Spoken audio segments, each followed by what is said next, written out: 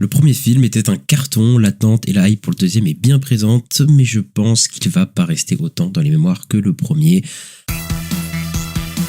Ces Avengers ne peuvent pas vaincre Ultron. Pas seul. Oui, le professeur. Il n'y a pas de professeur ici. T'as de la poigne pour un tétard. Il est un œil à ma nana.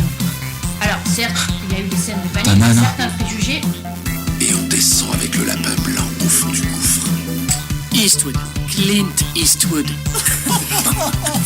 Qu'est-ce que c'est que ce nom à la mort moelle-meuille? Sa vie dans une école.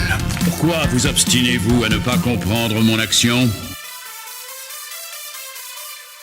Bienvenue dans ce nouvel épisode de LCDS. LCDS, c'est le format critique de la nuit des sorties où on analyse un film ou une série.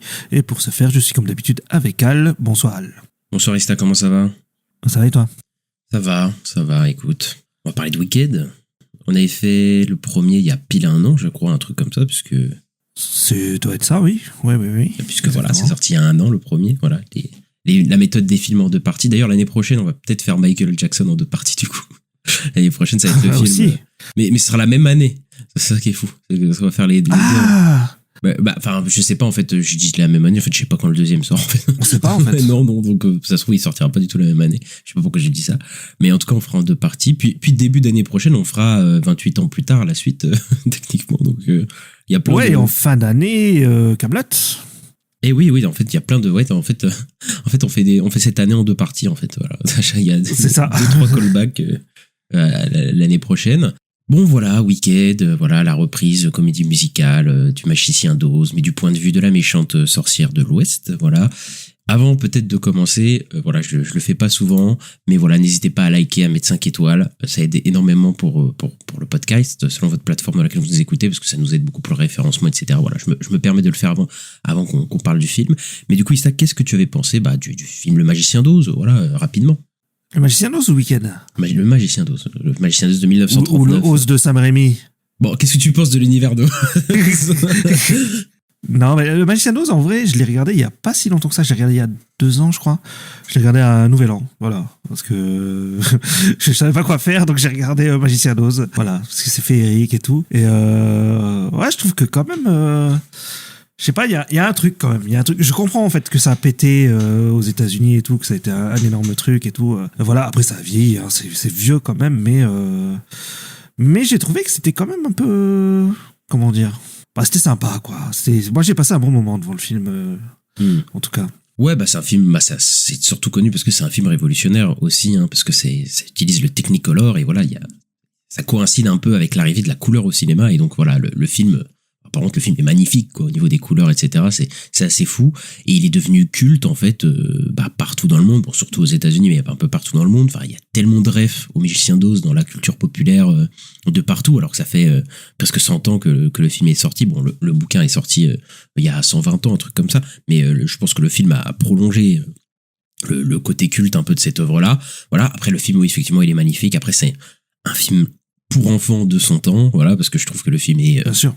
Hyper mièvre, etc. Enfin, moi, j'ai du mal avec ces sortes de films-là. Mais après, indéniablement, tu comprends quand tu vois le film, tu dis en 1939, quand ce truc est sorti, oui, tu comprends direct pourquoi il est devenu culte, quoi. Et après, bon, il y a une chier, il y a la comédie musicale à Broadway et tout cas cartonné. Il y a eu le film de Sam Raimi que moi, je défends un peu. Hein, je trouve pas que c'est un chef-d'œuvre ou quoi, hein, mais je trouve J'avais aimé aussi, moi. Je trouve que visuellement, vrai, il s'éclate vraiment, quoi. Sam Raimi, il y a vraiment des dingueries, en fait, au niveau technique. Après, voilà, l'histoire et les persos, c'est... Bon, surtout les personnages, la Mila Kunis, etc., c'est compliqué.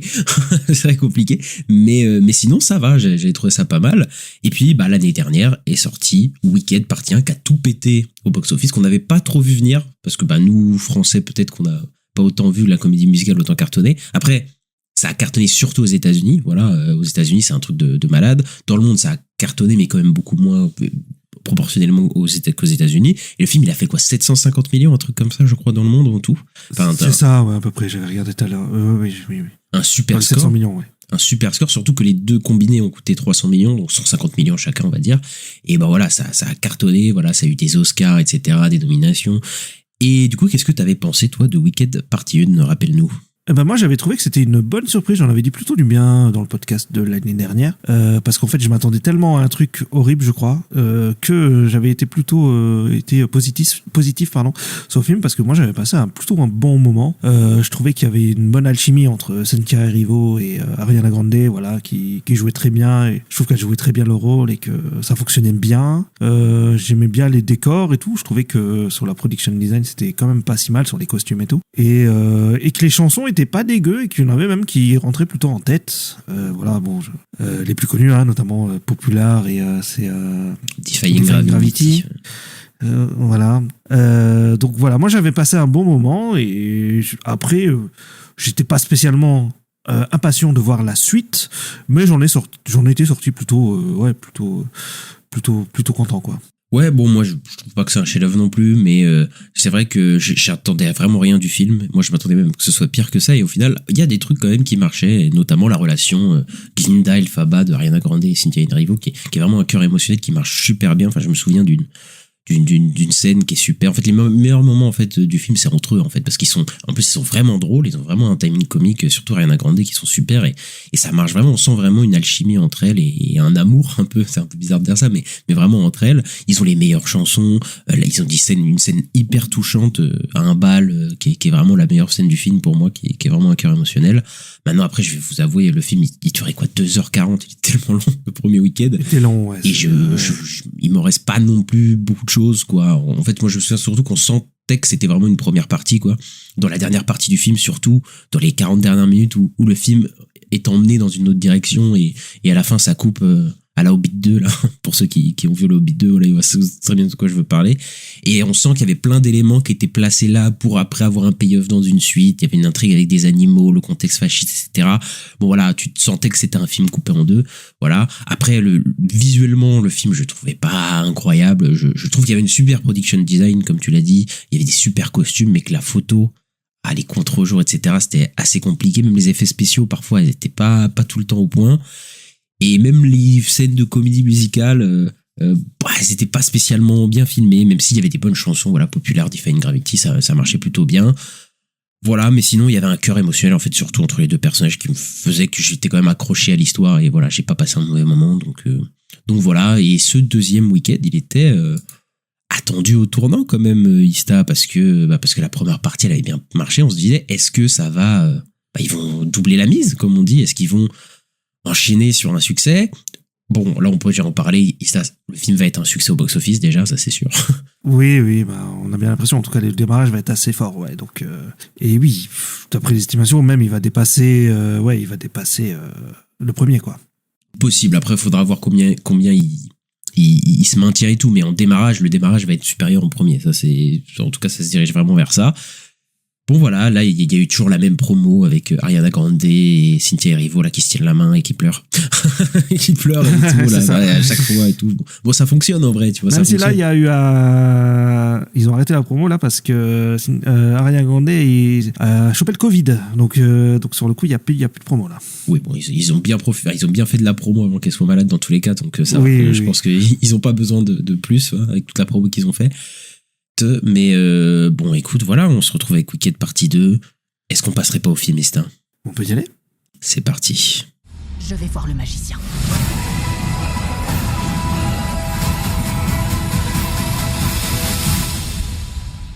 La suite des aventures d'Elphaba et Glinda, deux sorcières légendaires du pays d'Oz, liées puis déchirées par le destin, poursuivant chacune sa propre quête de vérité et de justice.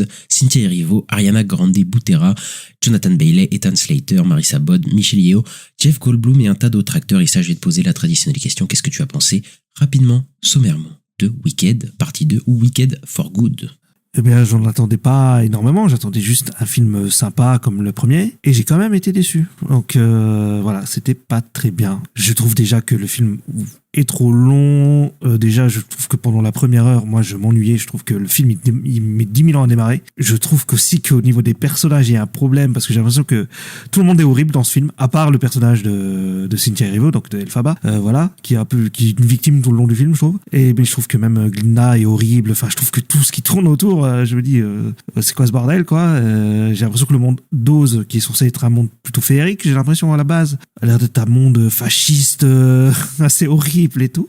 Je sais pas si c'est voulu ou pas. Et sur la réal, il y a rien du tout. Il y a même une scène que je trouve assez catastrophique sur la réalisation, une scène un peu d'action, on va dire. Et après, il y a les costumes, il y a les décors, tout ça, ils sont là.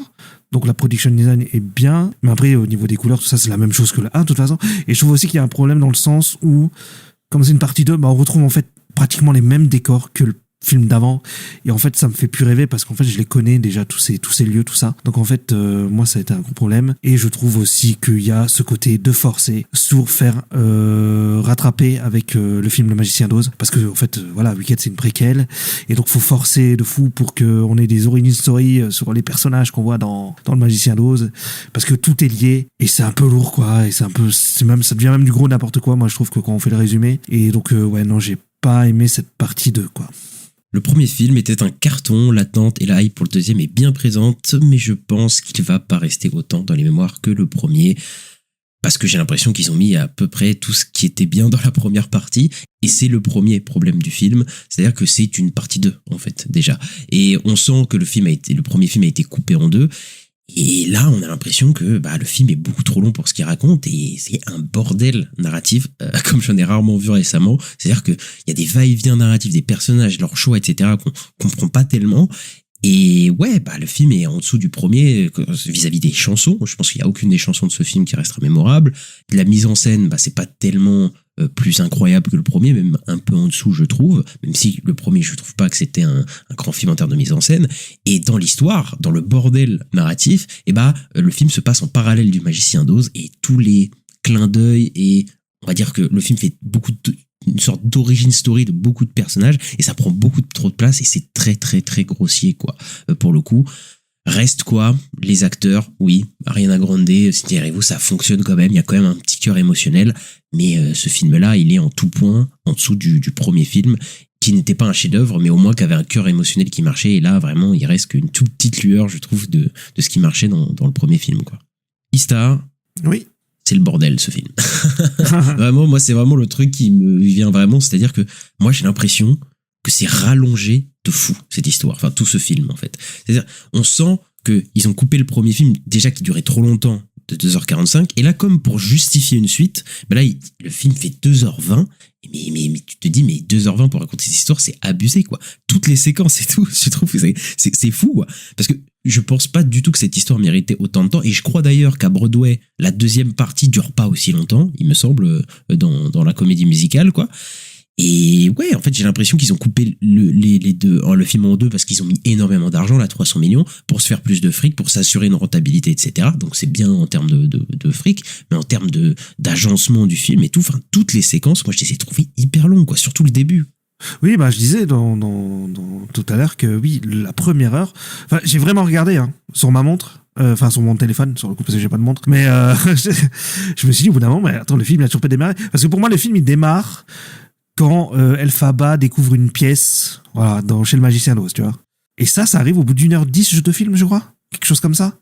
Donc, ouais, c'est un truc de fou. Oui, non, mais c'est vraiment trop long. Et ouais, en fait, c'est le problème, c'est que, en fait, le 1 et le 2, t'aurais pu très bien les réunir entre eux pour faire un film de 2h30. Et en fait, c'est pas vraiment justifié de faire une partie 1, une partie 2. Parce que moi, ça me dérange pas qu'il y ait des parties 1, partie 2. Mais si c'est justifié, là, ça se justifie pas vraiment au final, quoi. Parce que, comme t'as dit, à la fin de la partie 1, il y avait un truc aussi qui était, voilà, la fin était un peu longue pour rien, pareil, quoi. Et là, c'est la première heure. Donc, c'est des trucs que, bon, tu pourrais enlever et faire un film de 2h30, 3h max, et ça fonctionnerait, quoi. C'est ça. Et moi, j'ai l'impression que ça sort dans toutes les séquences, quoi, qu'ils étirent vraiment. Enfin, c'est un truc de fou. Des fois, tu te dis, mais là, tu peux couper, quoi, clairement, quoi.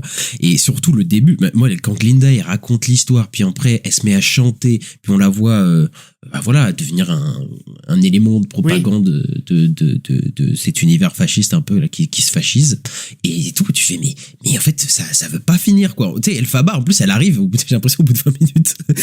C'est ça, ouais. 20 minutes et tu fais mais c'est bon, quoi, avancez, quoi, j'en peux plus, quoi. Et en plus dans ces scènes il se passe plein de trucs en même temps. Des fois, t'as des va-et-vient narratifs. Moi, c'est vraiment les va-et-vient narratifs où t'as des retournements de situation à la suite, où genre, mais combien de fois dans le film, il y a un perso qui s'approchent d'un autre, se retrouvent, puis après se séparent en mode trahison, puis en fait se retrouvent, ils font non, mais en fait, c'est je t'aime bien, et puis après ils se séparent, puis ils se trahissent, puis pas vraiment, puis en fait si. Mais le nombre de situations où il y a ça, c'est un truc de fou, quoi. Le personnage roux, là, Glock, enfin, je sais plus comment il s'appelle. Bock. Oui, bah, il y a ça avec Bock.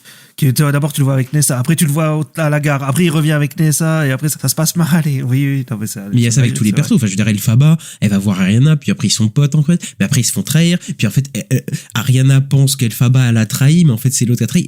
Chez le magicien, par exemple, il y a toute une séquence avec le magicien, où ça fait des va-et-vient, en fait, je l'aime pas, je vais te tuer, mais en fait, ah non, en fait, on peut s'en sortir ensemble, puis en fait, non, je découvre que t'as un frère, et ça s'enchaîne, et ça continue, il y a des twists, des retournements, et je suis un peu plus, et ma tête, elle va exploser, quoi. Je suis en mode, mais arrêtez, quoi. C'est indigeste au possible, quoi. Mais je pense qu'en plus, tout ça, t'aurais pu couper pour rendre tout ça beaucoup plus fluide et tout. Mais je pense qu'ils voulaient pas faire un film trop court. Je sais pas, comme pour justifier un peu l'existence de ce film-là, tu vois. Mais je trouve qu'il y a beaucoup de twists et de révélations, enfin, de retournements ridicules, quoi. Surtout vers la fin, je vais pas spoiler, mais t'as des révélations et des trucs de fin. Enfin, pour moi, ça casse tout le truc, quoi. Je sais pas si tu vois de quel je parle, mais c'est un peu ridicule, quand même. Même la manière dont c'est fait, quoi. Enfin, tout le monde s'en fout de certaines révélations, quoi. Des révélations par rapport au magicien d'Oz ou par rapport à... Bah, déjà ça, oui. Bah, déjà ça, ça sort tellement de nulle part et ça rajoute rien. Enfin, je trouve pas que, c'est censé être un twist et tout, mais en fait, personnellement, je m'en fous complètement de ce twist-là, tu vois. Ouais. Mais moi, j'ai eu l'impression que là, toute cette histoire, en fait, tu vois, ils font tout un parallèle au magicien d'Oz, mais t'as l'impression que, comment dire, qu'en fait, tout ce qui s'est passé dans le magicien d'Oz, c'était une comédie, quoi. C'est que, en fait, tout le monde jouait la comédie. Et que, ouais, je sais pas, en fait, Dorothy, ça l'a fait passer pour une connasse un peu. Enfin, je sais pas, moi, je trouve qu'il y a un truc un peu bizarre comme ça. Bah, il y a un peu, bah après, là, je défends quand même un peu le film. C'est un peu le projet, quoi. C'est de montrer qu'en fait, derrière cette histoire, en fait, c'est pas forcément la méchante, c'est pas forcément celle que tu penses ou quoi dans cette histoire, etc. Bah, le magicien, c'est quand même un gros enfoiré dans ce film-là. Enfin, voilà, c'est pas du tout quelque chose d'idyllique. Oui, mais dans le film de Magicien d'Oz aussi, je crois, non? Je sais pas, non, je crois pas. C'est un prestidigitateur, mais c'est pas un enfoiré comme dans ce film-là, tu vois. Il est pas montré comme un mec fasciste, il me semble, tu vois, comme un mec qui peut faire avoir un régime fasciste, qui contraint les animaux, etc., avec Michel Yeoh. Donc, non, mais je vois peut-être des twists dont tu parles. Ok, je crois que je vois tout de suite dont tu parles. Oui, bah, le twist avec le magicien, quoi, à la fin, qui vient comme un cheveu sur la langue, un cheveu sur oui. un cheveu sur la soupe. Enfin, je mélange des expressions, etc. C'est bien, c'est parfait. Mais non, mais en fait, c'est des trucs, enfin, ça marche pas du tout, surtout qu'il y a voilà, sans spoiler, il y a un effet spécial qui est fait dans ce twist qui est vraiment dégueulasse. Voilà, faut dégueulasse, ouais. Mais même à la fin, enfin, toute la toute dernière scène du film, enfin tous les trucs que je n'ai pas envie de révéler, mais je trouve que ça casse un côté émotionnel qu'il y avait dans le film, en fait. Ça casse le côté émotionnel d'un au revoir, en fait, à cet univers-là, quoi. Et là, tu fais, enfin, je sais pas, moi, j'aime pas ce genre d'happy ending qui casse un peu il y avait en plus une scène très, très émotionnelle, oui, qui était très touchante juste avant et tout ça, avec Ariana Grande, et à la fin, tu fais, ah ouais, non, mais là, vous avez pété le truc, et oui, c'est un conte, et voilà, ils essaient de faire une happy ending et tout, mais moi, ça m'a cassé un peu mon émotion à la fin, clairement. Oui, bah, forcément, mais oui, bah, je comprends, moi, pas vraiment, parce que j'avais pas d'émotion en fait tout le film. Moi, j'ai eu du mal à apprécier le personnage de Glinda dans ce film-là. Je trouve que c'était un peu une connasse, quoi. Tout le long, même si à la fin il y a un peu une rédemption, quoi, sur le personnage, parce que j'ai l'impression qu'en fait, elle trahit sa meilleure pote pour la gloire, quoi. Et ouais, je sais pas. Moi, j'ai eu un peu de mal, quoi. Après, ça, je trouve que c'est pas trop mal parce qu'il y a tout un truc vis-à-vis de la propagande et d'un régime fasciste et on voit que en fait Ariana Grande ça devient un instrument de propagande en fait pour le magicien d'Oz en fait pour le coup et ça je trouve ça pas trop mal. Tu sais qu'elle est en fait elle est tellement privilégiée, elle est tellement bloquée dans ses privilèges que elle-même elle finit par alimenter le système fasciste contre sa meilleure pote. Après, les histoires de, en fait, mon mec, Ouais, mais moi, je trouve pas que c'est très bien fait, c'est ça le problème aussi, quoi. Oui, enfin, mais ça, c'est encore les retournements, les trucs de situation, je trouve que il y en a, c'est un peu abusé. Enfin, ils se retournent tellement de fois en mode trahison, et en fait, non, on est meilleurs potes, puis trahison, puis meilleurs potes. Ils font ça tellement de fois qu'au bout d'un moment, t'en peux plus. Là, pour le coup, c'est ça. Mais après, le côté élément de propagande du personnage d'Ariana Grande, moi, je trouve ça va. Je trouve que ça, c'est un truc qui fonctionne plutôt pas mal, même si, bon, voilà, c'est pas si creusé que ça non plus, voilà. Et surtout que j'ai un problème avec la temporalité du film. J'ai du mal à comprendre combien de temps se passe, en fait, dans ce film, etc. J'ai vraiment du mal à... Déjà, au début, j'ai du mal à comprendre combien de temps c'est passé depuis le premier film. Oui, moi, je me suis dit ça aussi, ouais. Parce que ils étaient à l'école juste avant, et puis là, rien à voir, quoi. Mais oui, c'est ça, on dit qu'il y a du temps qui passe, et puis après, en combien de temps ça se fait la chasse d'Elphaba, t'sais. Et même en combien de temps, tu sais, t'as un enchaînement de la sœur qui meurt. 2 jours, en fait. Hein. Mais c'est ça, en fait, t'as sa sœur qui meurt, bah, comme dans le film original, voilà, c'est pas un spoil, où la maison s'écrase sur elle, littéralement. Mais le Tin Man, quand il se transforme en homme de fer, l'homme de paille, qui va devenir l'homme de paille, tout ça, ça se passe en combien de temps? T'as l'impression que ça se passe en une journée, mais en même temps, t'es pas sûr. Enfin, je trouve qu'il y a un problème à restituer la durée, en fait, dans laquelle tout ça se passe, quoi. Parce que j'ai l'impression que le film est extrêmement long sur pas mal de séquences, mais qui va hyper vite sur plein de trucs. En fait, il y a une dichotomie comme ça, en fait, dans le film. Mais en fait, sur la fin, il rush un peu, en fait. J'ai l'impression, sur peut-être la dernière heure. Là où c'est vrai que dans la première heure, il traîne de fou, notamment... Il y a aussi une scène, tu sais, où elle parle aux animaux qui est très longue aussi, parce qu'en plus, il y a une chanson. Les chansons sont interminables.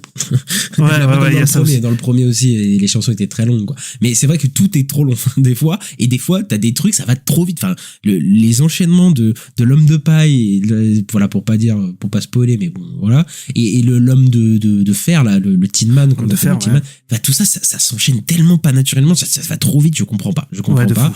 Et moi, je pense d'ailleurs, là, maintenant que j'y pense, que le ping-pong qui se joue entre Ariana Grande et Cynthia Erivo, les trahisons, etc., tu sais pourquoi il y en a trop?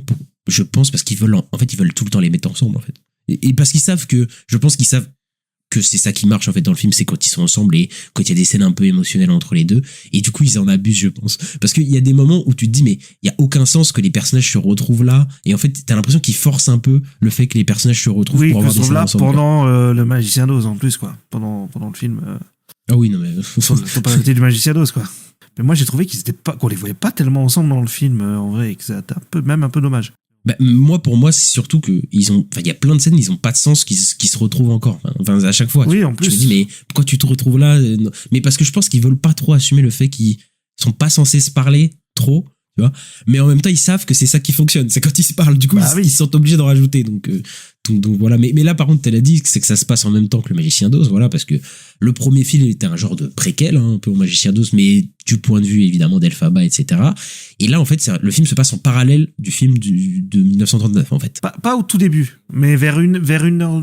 C'est un préquel au début, et après, voilà. Plus le film avance, plus on est en parallèle du Magicien d'Oz. Bah, le moment où Dorothy arrive avec sa maison sur la vie. Et en fait, enfin, le film a le cul entre deux chaises parce que c'est à la fois la suite du premier film Wicked, voilà, qui a été coupé en deux, mais en même temps, c'est un film parallèle au premier film d'Oz. Et je sais qu'il y a sûrement des gens qui vont dire, mais c'était la même chose dans la comédie musicale de Broadway et tout. Peut-être. Voilà, moi, je m'en fous. C'est peut-être un problème dans la comédie musicale, c'est un problème dans le film aussi, donc voilà. Mais en fait, ils essayent de raccrocher les wagons avec le film original et on va te montrer l'origin story de tous les persos du Magicien d'Oz. Mais ça devient un film de lore, quoi. Tu sais, ça gonfle le lore et c'est là pour combler, c'est là pour combler tous les trous dont on n'avait pas besoin. Oh, comment le lion il est devenu peureux? Ah bah, on va t'expliquer. Comment le Tin Man est devenu Tin Man? Comment l'épouvantail est devenu l'épouvantail? Et puis en fait, on va te les incorporer au lore d'une manière, enfin voilà. Et tu fais, enfin, tout ça, je trouve que ça alourdit totalement le récit, enfin, tous ces trucs-là. Et que ouais, bah, tu t'aurais pu alléger clairement ton récit et sans te faire des clins d'œil et des trucs de fanservice, de comblage de lore. Enfin, moi, je trouvais ça un peu insupportable, quoi. Ah bah, complètement insupportable. Et moi, je trouve que ça n'a aucun sens. Notamment sur l'épouvantail, je comprends pas pourquoi l'épouvantail va chasser la sorcière dans le film d'Oz si y a ce qui se passe dans le film là, quoi. Mais après, t'as vu comment ils essaient de le justifier? Ils font, oui, du coup, on a fait exprès de te chasser, mais pour à la fin, enfin, oui, mais en fait, tu sens que c'est alambiqué, mais au possible, parce que cette histoire, et voilà, mais, enfin, voilà, c'est juste pour rattacher le truc au film de base, mais, oui, moi, tous ces trucs-là, de toute façon, on va pas se mentir, c'est ce qu'on, à chaque fois qu'il y a des préquels, à chaque fois il y a des espèces de films comme ça, c'est ce qu'on dénonce, on dit mais t'as pas besoin de savoir tout ça. Solo, Star Wars Story, pourquoi le mec s'appelle Han Solo? Parce qu'il est tout seul. Han Solo, ok, c'est des trucs comme ça. Non mais tu vois, tu dis mais on s'en fout, arrêtez de rattacher, parce que ils veulent absolument combler les trous. En fait, c'est comme si tu dois laisser aucune zone d'ombre pour que le spectateur comprenne bien et qu'il ait son petit shoot de fanservice. Et ça fait plaisir à qui? Après, peut-être que dans la comédie musicale, c'est mieux fait, tu vois. Peut-être que dans la comédie Peut-être musicale. aussi. Après, ouais. Mais là, dans le film, c'est quand même assez grossier, quoi. C'est, voilà, on parle de pièces des comédies musicales sur scène, avec des objets et tout ça. Enfin, c'est pas un film, quoi. C'est, oui. Et surtout que la comédie musicale, il me semble, dure genre 3 heures en tout, quoi. 3 heures, voilà. Elle dure pas autant de temps que. Là, en tout, avec les deux films, on a 5 heures. On a 5 heures avec les deux films. C'est quand même énorme, quoi. Donc voilà, et qu'on te montre, ça commence direct sur ça d'ailleurs, Glinda qui va avoir son espèce de canapé là avec la bulle, la baguette, le truc, l'homme de paille, tout ça en une journée, hein, l'homme de paille, l'homme de fer, etc. Enfin, on a vraiment du mal à croire à ces persos et tout le film, c'est vraiment ça le défaut, c'est narratif, c'est qu'on comprend rien. Enfin, moi je trouve que c'est un bordel total, quoi.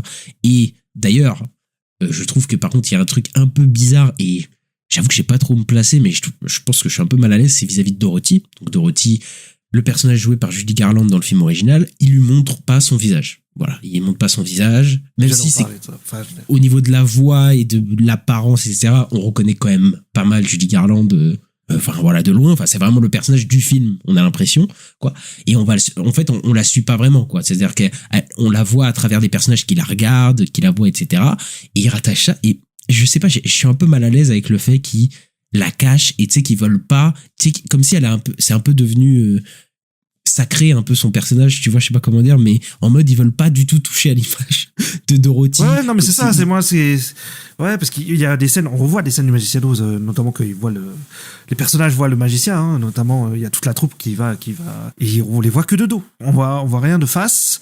Et c'est vrai que Dorothy, moi je me suis dit, ouais, il y a un truc qu'ils veulent pas. Tu sais, je me suis dit, mais pourquoi ils prennent pas juste une nouvelle actrice en fait? Ben en fait, ouais, il y a un truc un peu de rôle culte sacré de Judy Garland et ouais, qu'il faut pas toucher, tu vois. Voilà, c'est ça. Ouais, voilà, ouais. Et je suis assez mal à l'aise. Enfin, ça me rend un peu mal à l'aise. Je dis, mais non, mais en fait, c'est bon, quoi. Arrêtez d'être en révérence. Arrêtez d'être en révérence envers le premier film, quoi. Je choisissais une actrice et tout. Enfin, moi, c'est des trucs qui m'énervent aussi. Il y avait rien de grave de prendre une autre actrice pour jouer Dorothy, quoi. Je veux dire, on a bien eu plusieurs Spider-Man, hein. On peut avoir plusieurs Dorothy, hein, les gars. Non, mais c'est ça, en fait, c'est le côté sacralisation des œuvres de base. Mais après, ça, c'est à chaque fois souvent dans les Legacy sequels qu'on critique ça, tu sais, qu'ils veulent pas toucher tu sais, les personnages, quand ils reviennent, enfin, Sam Neill et Laura Dern qui reviennent dans le Jurassic World 3 et qui reviennent exactement avec la même tenue, la même mentalité, ils ont pas bougé, ils font les mêmes choses. Tu fais, ouais, non, ouais, ça n'a aucun sens, mais c'est tellement sacralisé qu'ils veulent pas y toucher, quoi. Après, la seule fois où je vois où ils l'ont fait, c'est avec Luke Skywalker et ça a pas plu, hein. Ça a pas plu, peut-être ils ont peur aussi de changer, etc. Mais le fait de laisser le truc pareil, ça ne marche jamais. Enfin, je veux dire, c'est jamais, c'est jamais bien, quoi, dans tous les cas. Non, je suis d'accord avec toi. Alors, parlons un peu du côté visuel maintenant quand même du film. Est-ce que le film, est-ce qu'il t'a senti peut-être plus abouti que le premier film visuellement pour toi? Pas plus que ça. Bah, pour moi, c'est à peu près la même chose, hein, en vrai. Donc, sur le coup, je trouve que ça change pas tellement. Moi, je trouve quand même que les décors sont assez impressionnants, hein, à certains endroits. Et quand même, comme il y a des couleurs quand même jolies. Tu sais, il y a le champ de fleurs, là, au début, là, qui est en jaune, rouge, de toutes les couleurs, là. C'est sympa. Mais après, il y a rien de fou non plus. Et la réal met pas non plus très en avant les beaux décors qu'ont fait les gens, comment on appelle ça, des décoristes, je sais pas comment on appelle ça, mais les chefs décorateurs, les décorateurs. Voilà, les chefs décorateurs, voilà. J'ai trouvé plus le nom. Mais les chefs décorateurs qui ont quand même fait, je trouve, du beau taf, mais c'est pas spécialement mis en avant. C'est un peu dommage, mais après, en fait, je trouve que c'est au même niveau que le premier film. Il n'y a pas grand chose de mieux ou de moins bien, quoi. Bah, on sent, enfin, ils ont toujours fait un travail sur les décors, hein, même dans le premier film, des décors en dur et tout qu'on voit.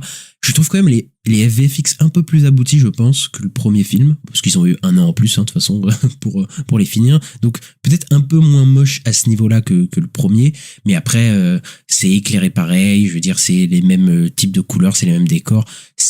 Moi, j'ai toujours du mal avec la photographie, la lumière, je trouve ça assez moche, voilà. Mais les gens défendront en disant que il y a un effet un peu kitsch, et ce qui est vrai, hein, dans le film, etc. Mais moi, ça marche pas du tout sur moi. Il y a toujours ce contrôle. Oui, bah c'était quand il y a Glinda, c'est tout rose, pétant et tout. Mais je trouve pas ça si pétant que ça, hein, moi, pour le coup. Enfin, c'est pétant quand même. Il y a quand même des couleurs, mais après, voilà, c'est ça aussi d'être dans le sillon d'un film culte. Mais tu compares au film de 39. Enfin, le film de 39, il est absolument magnifique, quoi. Et là, dans le traitement des couleurs, c'est beaucoup moins bon. Je pense que le film à mon avis, que le film de base de 1939. Après, c'est parce que oui, c'est un film culte et voilà, techniquement, en termes de travail sur les couleurs, c'était fou. Là, il y a un côté numérique très appuyé, etc. Et dans la photo qui me gêne un peu au niveau des couleurs et tout. Ça me, voilà. C'est un truc un peu, une patine que j'aime pas trop. Maintenant, en termes de mise en scène, peut-être déjà les chansons, Ista, on est d'accord, enfin, ils valent pas celle du premier. Moi, celle du premier, je t'avoue, là, les 3/4 des chansons, je me souviens pas, mais évidemment, je me souviens quand même de Popular, que je connaissais déjà avant le film et que j'aime bien, voilà. Et en plus, c'était techniquement, même en termes de mise en scène, une des meilleures scènes du film, Popular, avec Ariana Grande dans la chambre, etc., où elle joue avec le décor, etc. C'est vraiment plutôt pas mal. Et Defying Gravity à la fin, voilà, la chanson avec j'allais imiter, ce qu'elle fait à la fin, là, avec sa voix. Mais je ne vais pas le faire. Mais voilà, c'était les meilleurs, en fait, du premier film. Et là, j'ai l'impression, et comme en plus on s'était dit ça dans le premier, je me souviens dans le premier épisode, dans le premier podcast sur Wicked, on avait dit putain, mais c'est les chansons les plus connues, ils ont mis directement dans le premier film. Là, le deuxième, je sais pas comment ils vont faire. Bah ouais, on sait pas comment ils vont faire, parce que moi, il y a aucune des chansons qui est restée dans ma tête, hein, je peux le dire. Ouais, et en plus, je crois qu'ils ont rajouté des chansons inédites qu'ils ont faites pour le film, ça, là, ouais. qui n'existent pas dans la comédie musicale. Et en vrai, ouais, non, bah j'en retiens pas grand chose. À part qu'on s'écrit Wicked for Good parce que c'est le nom du film. Et donc voilà, c'est la chanson de la toute fin. Mais c'est le seul truc que je retiendrai, quoi. En vrai, là, j'ai pas retenu une seule chanson. Et je trouve qu'en plus, elles se ressemblent tous, quoi. Enfin, elles ont un peu tous la même vibe, je trouve. Et voilà, il y a pas grand chose de différent, quoi. Moi, franchement, je les ai déjà oubliés, hein. Je me souviens de rien. Ouais. Vraiment, c'est terrible, hein, mais je me souviens d'aucune chanson. Voilà, après, bon, voilà, moi, je suis pas mélomane et les comédies musicales, souvent, c'est un peu ça. Mais là, vraiment, en plus, elles sont longues, hein, les chansons. Quand tu te fais chier, hein. Tu sais, quand ça dure, ça dure. Hein. Pendant 6-7 minutes, tu te fais chier, quoi. Et en termes de mise en scène, c'est très pauvre aussi, là aussi. Je trouve qu'il y a quelques trucs pas mal dans la mise en scène de Jon Min-Soo. Voilà, comme chaque film, hein, voilà, il y a toujours une séquence ou deux. Il y a un travail, notamment, avec les jeux de miroir, qui est vraiment bien fait, qui est plutôt significatif, mais voilà, c'est un effet parmi tout le film qui, voilà, c'est sinon le reste, c'est enfin, je vois un peu qu'il veut être un peu plus sobre que dans le premier film, parce que il y a un côté beaucoup plus intime dans celui-là, voilà, beaucoup moins spectaculaire, ça veut montrer un petit peu l'intériorité des personnages, et il y a des scènes qui fonctionnent un peu, j'imagine, quand ils filment surtout les visages, en fait, les émotions, en fait, des personnages des deux actrices, en fait, ça marche plutôt bien. Vrai, ouais. Mais après, dans la mise en scène de base, de l'action, bon, il y a très peu d'action, mais voilà, mais même des certaines musiques, c'est très plan-plan, c'est très posé, tu te fais un peu chier, quoi. Tu regardes un peu le truc, tu te dis, bon, c'est très pauvre, quoi. C'est vrai que c'était pas le cas dans le 1, parce qu'il y avait t'as dit Popular, et même Defying Gravity, ça bougeait pas mal. Et je me souviens dans la bibliothèque aussi. Il y avait aussi. Elle était horrible. Il y avait une scène de bibliothèque. Mais elle était horrible, mais ça bougeait, oui. Ça bougeait beaucoup. Bah après, il y a un côté aussi où le premier se voulait un peu féerique, voilà, spectaculaire, et là le deuxième un peu plus intérieur et tout. Je vois le truc, mais je trouve pas que la mise en scène soit au niveau de l'intériorité, de l'intime, en fait, de ces personnages. Pour le coup, c'est très, moi, surtout la scène très basique, quoi. Ah oui, c'est ça, mais moi, la pire chanson, enfin, je sais pas si c'est la pire chanson en termes de musique, mais en termes de mise en scène, c'est vraiment celle avec les animaux dans la forêt, où on se tape pendant 1 minute un plan fixe de juste Cynthia Erivo qui chante comme ça, et tu fais, ouais, ok. Et il se passe rien, quoi. Ça manque de féerie. Alors, il y a tous les animaux autour, ça met jamais en valeur. Enfin, je trouve ça un peu, je trouve ça compliqué. Ouais, mais moi, il y a une scène que j'ai trouvé vraiment horrible, là, que je disais dans l'intro. La scène où ils font une espèce de bataille, de combat, presque de combat de sabre laser. Enfin, tu vois, avec la baguette contre le balai, là. Ah, t'es dur parce qu'elle est un peu drôle, quand même. Elle est trop mal filmée. Ah oui. Oui, oui, elle est horrible. Comment elle est, niveau mise en scène, à un moment elle fait des saltos et tout. Enfin, ça filme dans les airs, tu comprends rien ce qui se passe. Non, mais je suis d'accord que de toute façon dans l'action là c'est très compliqué. Après, cette scène elle m'a fait un peu rire parce que je trouve qu'Ariana Grande elle joue bien le truc, tu vois, donc c'est un peu drôle, même si ça a aucun sens parce qu'ils se mettent à se chamailler et à faire des blagues au-dessus du cadavre de sa sœur, quand même. Voilà, c'est ça. Un peu en mode, bon, là, s'il y a le cadavre de sa sœur, on dirait qu'il s'en bat les couilles de sa sœur, ça me fume. Elle est là, ouais, je vais me reposer vite fait, et puis, oh, les petites blagues et tout, je fais, ouais, bon, c'est peut-être un peu, peut-être un peu malvenu, voilà, moi, je trouve. Un petit peu, ouais. Mais bon, voilà, quoi. Mais quand même, je tiens à dire quand même que le point fort, ça reste les persos principaux et leurs liens En fait, surtout Ariana Grande, parce que j'ai l'impression que c'est surtout le perso principal de ce film, quoi. J'ai l'impression qu'elle est beaucoup plus mise en avant, le personnage de Glinda, que Cynthia Erivo, quoi. Qui était peut-être l'inverse dans le premier, sur le coup. Oui. Enfin, c'était un peu les deux, mais. Ouais, mais j'avais l'impression que c'était plus. Elle était plus mise en avant, Cynthia Erivo.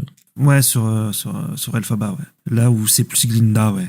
D'ailleurs, c'est sur elle que ça finit un peu. Tu sais, c'est un peu elle qui.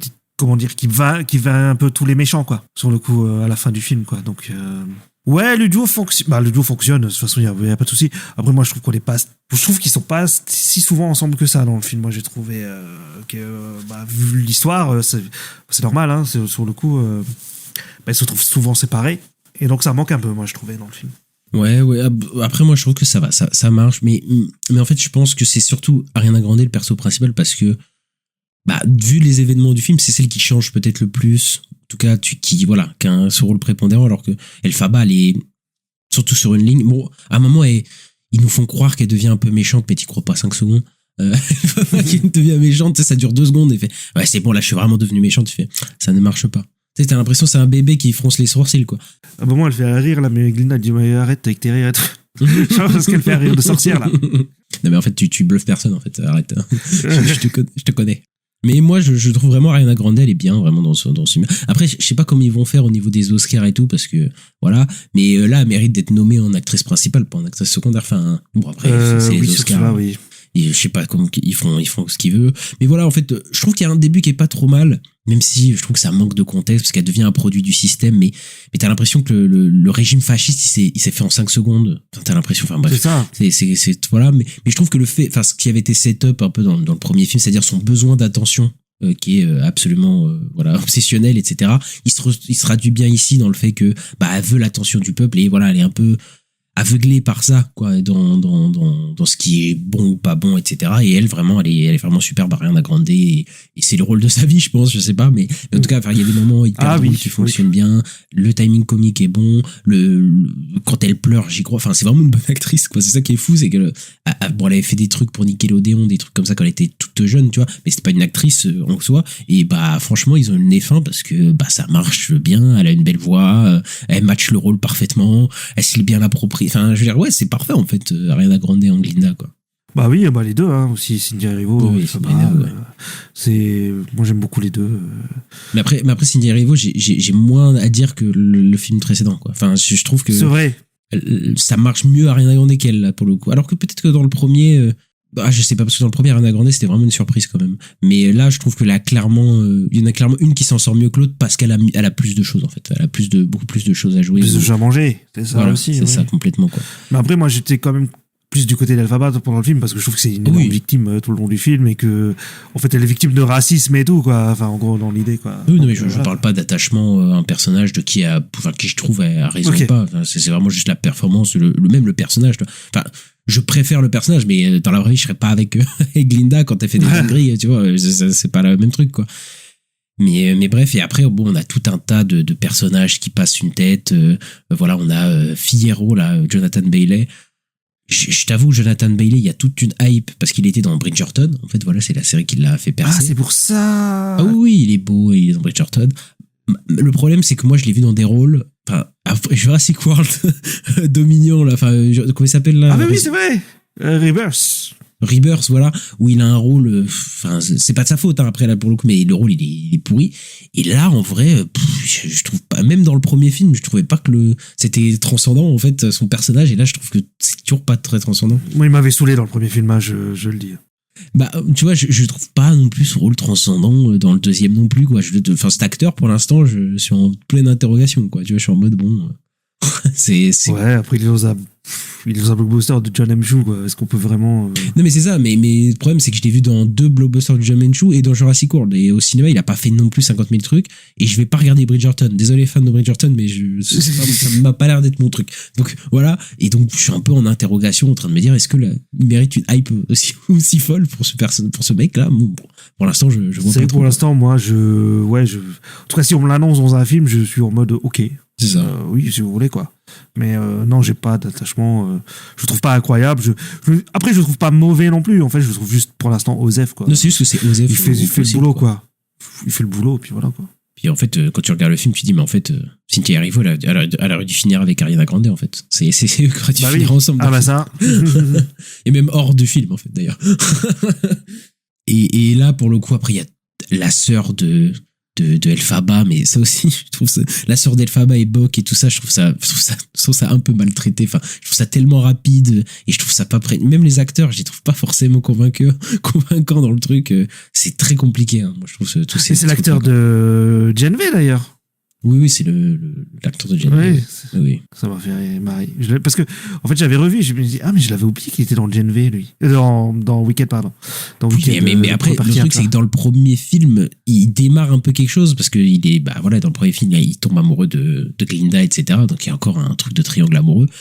Mais voilà, en fait, le perso est expédié au milieu du film et tu t'en fous. Enfin, après, tu t'en fous complètement, en fait, dans le film. Et dans celui-là, c'est un peu pareil, quoi. En fait, bref, c'est compliqué. D'ailleurs, c'était quoi. Setup dans le premier film comment il s'appelle? Ferio? Comment t'as dit, Jonathan Bell, il est là? Ah, Fierro, oui. Fierro. Il est amoureux de Elphaba? Ah oui, toi, t'as complètement oublié le premier. Ah ouais, j'ai oublié. Hein. Ils ont toute une chanson ensemble dans les bois. Je crois qu'ils sont dans les bois à un moment, là. Ils sont dans les bois, là. Ils traînent, je sais plus ce qu'ils cherchent. C'est pas là où il y a le lion aussi? Mais je crois que c'est ça, il libère le lion, ou il cherche le lion, je sais plus quoi. Ouais. Et puis ils se tombent amoureux un peu là, comme ça, quoi, dans le premier film, quoi. Toi, il est passé à côté du premier film, tu t'en fous. Mais en fait, son perso, en vrai, on s'en fout complètement, son perso, je trouve. Donc, Ouais, c'est ça un peu le problème aussi. Et après, il reste Jeff Goldblum et Michelle Yeoh. Et moi, Jeff Goldblum, moi j'aime bien le voir, etc. Voilà, il pousse un peu la chansonnette, voilà, il est un peu marrant. Mais Michelle Yeoh, c'est compliqué. Ouais. Quand elle chante, c'est très compliqué. Quand elle a 2-3 phases de chansons, c'est horrible. C'est pas chanté. C'est que je m'en souviens même plus à quel moment. Au début, là où Glinda elle pousse la chansonnette pendant 20 minutes, là, et il y a des moments où il y a Michelle Yeoh qui fait 2-3 trucs et tu fais oh là là, vous auriez pas dû demander à Michelle Yeoh de chanter. Et en plus, son personnage. Ah oui, moi je l'ai vu. Ah maintenant il chante en VO, moi. Voilà. Ah bah, J'ai oui. vu la version VF avec les chants VO en fait. Parce que c'est ça Voilà. au cinéma en ce moment, le film. Et je trouve que son jeu, il est pas très bon, Michelle Yeoh. Même son personnage. Mais d'ailleurs, il y a un problème, je trouve, avec la finalité. C'est que ça va trop vite à la fin sur ces personnages, sur Michelle Yeoh et sur le Jeff Goldblum, etc. Je trouve que c'est pas du tout satisfaisant, en fait, la fin avec ces personnages-là, en fait. Bah ouais, après c'est pour Glinda quoi. Glinda qui s'émancipe de ces gens-là quoi. Michelle Yeoh, elle est censée avoir un rôle prépondérant et tout, et c'est expédié en 2 minutes, quoi. À la fin, j'ai l'impression. Enfin, après, peut-être je chipote, Oui, c'est expédié de fou. mais je trouve que tous ces trucs-là, c'est expédié, quoi. Après, je sais pas, ça m'a pas choqué que ce soit expédié parce que c'est pas des persos non plus. Après, c'est vrai qu'ils sont là depuis le début du premier même pour Mrs. Morrible là. Mais surtout que là, dans le 2, Michelle Yeoh, elle a un plus gros rôle quand même, tu vois, elle tire les ficelles un peu derrière tout le monde et tout, mais moi, je la trouve qu'elle joue pas très bien. Enfin, bref. Ouais, mais je trouve aussi qu'elle joue pas très bien dans ce film-là. C'est un peu, elle en fait un peu des caisses quoi. Et voilà, Ista. T'as quelque chose à rajouter? Non, pas spécialement. Et voilà, on a fini notre épisode sur Wicked for Good. On espère que vous avez aimé cet épisode. N'hésitez pas à mettre le petit pouce en l'air et 5 étoiles sur la plateforme dans laquelle vous nous écoutez. Ça fait toujours plaisir et c'est important pour le référencement. Voilà, comme je l'ai dit au début. Et on est disponible un petit peu de partout sur toutes les plateformes d'écoute de podcasts, Acast, Apple Podcasts, Deezer, Spotify, Podcast Addict, etc., etc. N'hésitez pas à nous suivre et n'hésitez pas à nous suivre sur les réseaux sociaux également. @la nuit des sorties sur X, Twitter, Blue Sky, Instagram, TikTok. Et Ista, on se retrouve très bientôt pour parler de Running Man d'Edgar Wright. Exactement. À bientôt. Ciao.